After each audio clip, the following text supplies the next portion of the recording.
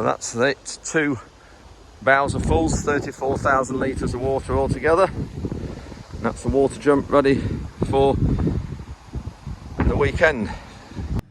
This machine behind me started its life as a Simba Solo, and then 7 years ago possibly we did a lot of work, converted it into a oilseed rape drill. So we've got some low disturbance legs here, you can see, and wings. Obviously this folds down, but we've got it's 5.2 meters wide, something like that. There's 11 of these. We've got a liquid fertilizer tank there.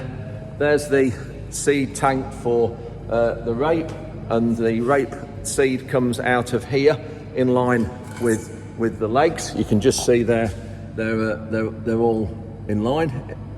And then we've got a rubber roller here, which is great because it flexes when it's warm in the summer. You can see there it flexes, so it doesn't block up with soil. There's no scraper on it. This is where the fertilizer comes out here, so we put some nozzles on there, and that fertilizer is all in line with where the seed comes out.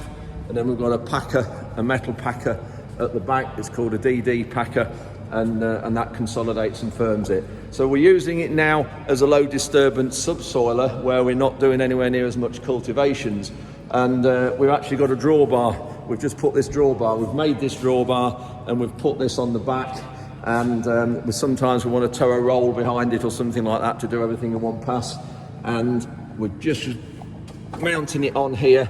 We've got this plate here to weld in, and then we've got this strengthening bracket here to put in the middle there, and then that will just give it a bit more strength against the side movement here when we put something on the back here. So good machine. We're starting to utilize it more rather than just a drill for putting seed in. But what we're actually going to do as well now is this year we're going to try putting cover crops in with it.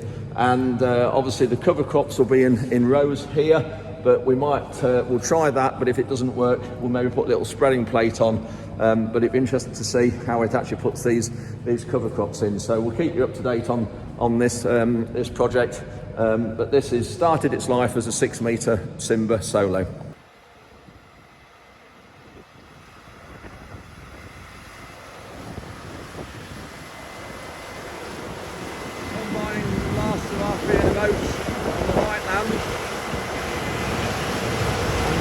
Is very green. We're only able to travel at 3.5 kilometers an hour. If you look up here,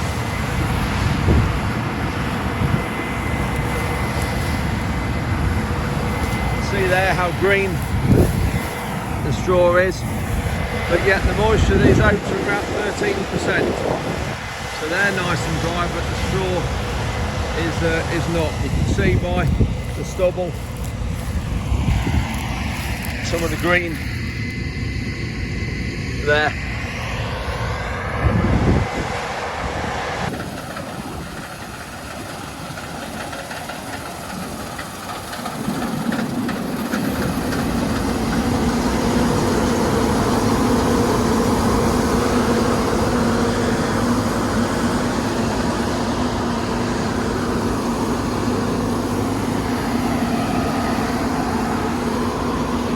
I'm sure he's just lifted up to put double the amount of straw on the grass on purpose.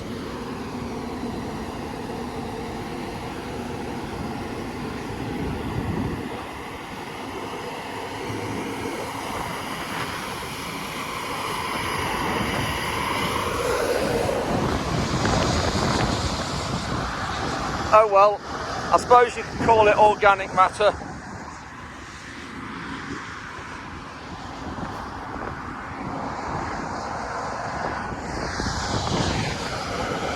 I'm at the top of our heap of oats. We've only got probably another 2 or 3 trailer loads to come in, and we haven't tipped these up or pushed them up as high because they compress together, these naked oats, and they go quite solid and the air is difficult to get through. So I've put a temperature probe here, pull that out, there's the probe on the bottom. So I put that down into the crop, and that's about 2 meters long.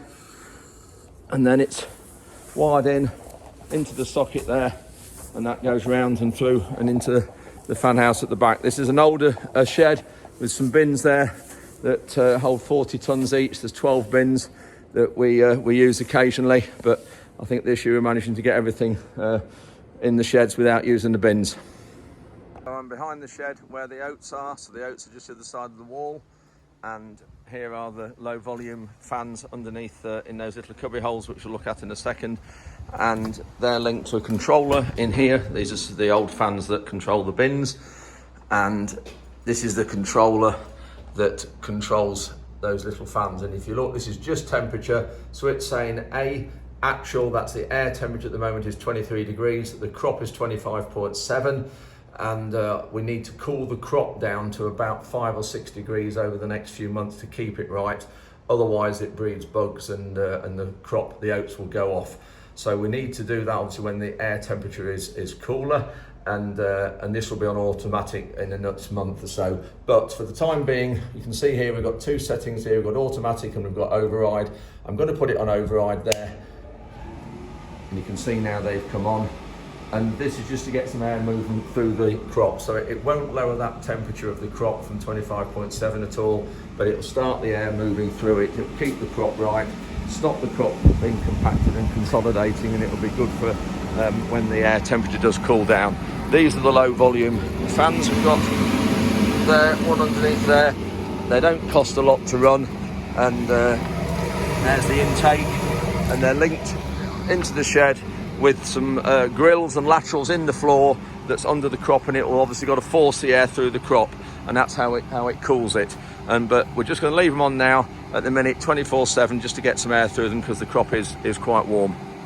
This is the last load of the oats for another 10 days till we get some more combined on the heavier soil, but this is the last one for now till we start some wheat.